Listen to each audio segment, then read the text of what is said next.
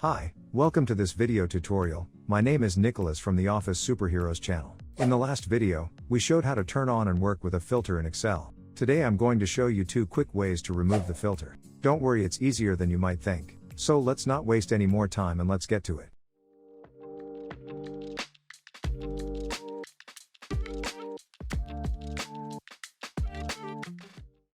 As a first step, we need to see if the filter is on in any of the columns. Then we'll show you how to clear the filter or remove it completely. Let's go in order. We can tell if the filter is on simply by looking for the icon with the funnel and the little arrow in the cell. If the filter is off, we only see the arrow in the cell. As we can see in our case, we currently have the filter on in the gender and age cells. If we want to remove the filter, we have a choice of 2 options. The first option is to go to the top of the tab to the data group and click on the clear button. This will clear all active filters. The second option is to clear the filter from a specific cell. In our case, it will be the age cell. We will discard the last changes to enable the filter again. Then we click on the funnel icon in the age cell.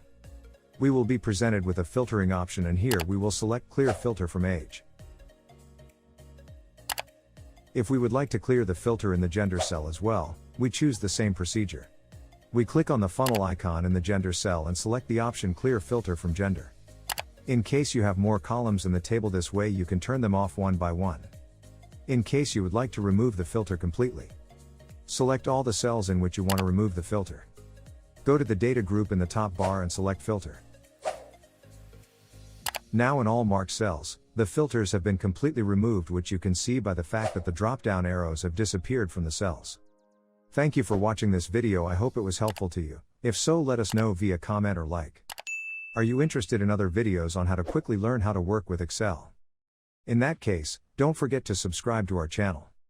That's all for me. I'm Nicholas from Office Superheroes, and I hope to see you in the next video.